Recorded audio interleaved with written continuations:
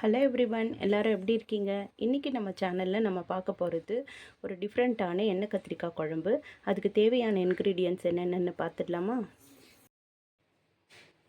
எண்ணெய் கத்திரிக்காய் குழம்புக்கு ஒரு 7-8 கத்திரிக்காய் எடுத்திருக்கேன். 2 தக்காளி, 2 வெங்காயம், மிளகாய்த்தூள், தனியாத்தூள், மஞ்சள் தூள், சமையலுக்கு தேவையான அளவு உப்பு, அதுக்கப்புறம் garam masala, ginger garlic paste, கொத்தமல்லி, ஒரு 1/2 டீஸ்பூன் அளவுக்கு மிளகு, 1/2 டீஸ்பூன் ஜீரகம், 1/4 முடி தேங்காய் அண்ட் தேவையான அளவு எண்ணெய். இப்போ ஒரு மிக்சர் ஜாரில் நம்ம எடுத்து வச்சுருக்க 2 ஆனியனை ரஃபாக சாப் பண்ணி போட்டிருக்கேன். அதுக்கப்புறம் எடுத்து வச்சுருக்க மிளகு ஜீரகத்தையும் இதில் ஆட் பண்ண போகிறேன்.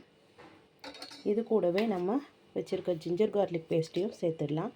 உங்கள்கிட்ட ஜிஞ்சர் கார்லிக் பேஸ்ட்டாக இல்லைன்னா நீங்கள் பூண்டும் இஞ்சியும் கூட தனியாகவே கூட இதில் ஆட் பண்ணிக்கலாம். ஒரு 7-8 பல் பூண்டு, ஒரு சின்ன பீஸ் இஞ்சி இதில் சேர்த்து அரைச்சி எடுத்துக்கலாம். ஒரு கோல்ஸ் பேஸ்ட்டாக பண்ணி எடுத்துக்கலாம். நெக்ஸ்ட்டு எடுத்து வச்சோம் இல்லையா 2 தக்காளி, அதுக்கப்புறம் 1/4 முடி தேங்காய், அதை ஒரு ஃபைன் பேஸ்ட்டாக பண்ணி எடுத்துடலாம். கத்திரிக்காவை நான் இந்த மாதிரி கட் பண்ணி வச்சுருக்கேன். இந்த குழம்புக்கு இந்த மாதிரி தான் கட் பண்ணணும்.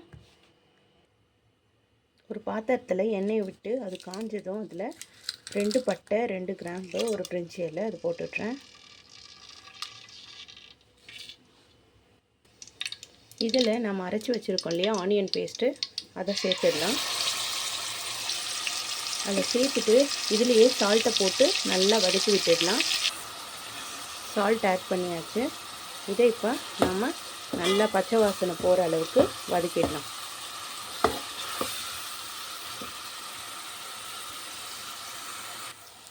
அவ்வளோதான், ஆனியன் பேஸ்ட் நல்லா வதங்கிடுச்சு. இதில் நம்ம கத்திரிக்காவை சேர்த்து ஒரு 5 மினிட்ஸ்க்கு நல்லா வதக்கி விட்டுடலாம்.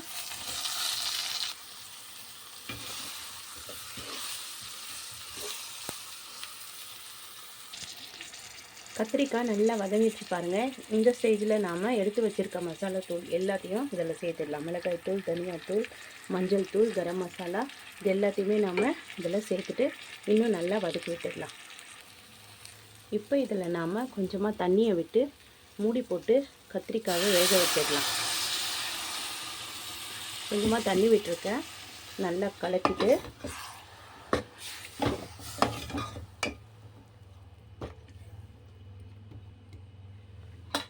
ஒரு மூடி போட்டு ஒரு 5 நிமிஷம் இது நல்லா கொதிக்க வேக விட்டுடலாம்.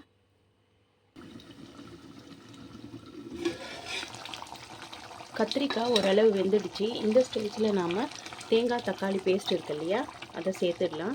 கூடவே குழம்புக்கு தேவையான அளவு தண்ணி சேர்த்துடலாம். உங்களுக்கு திக்காக தான் வேணும்னா கொஞ்சமாக தண்ணி சேருங்க.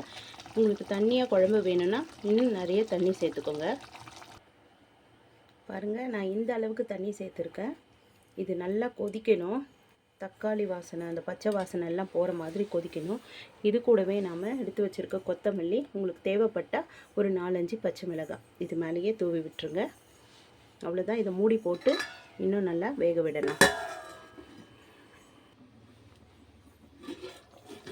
குழம்பு நல்லா கொதிச்சிடுச்சு. அவ்வளோதான். இந்த ஸ்டேஜில் நாம் கேஸ் ஆஃப் பண்ணிடலாம். அவ்வளோதாங்க, ஒரு சூப்பரான டேஸ்டியான எண்ணெய் கத்திரிக்காய் குழம்பு ரெடி ஆகிடுச்சு. இது ரைஸ் கூட சப்பாத்தி கூட ரொம்ப சூப்பராக இருக்கும். இன்னொரு சூப்பரான ரெசிபியோடு நாம் நெக்ஸ்ட் வீடியோவில் மீட் பண்ணலாம். தேங்க்யூ ஆல் ஃபார் வாட்சிங். பாய்.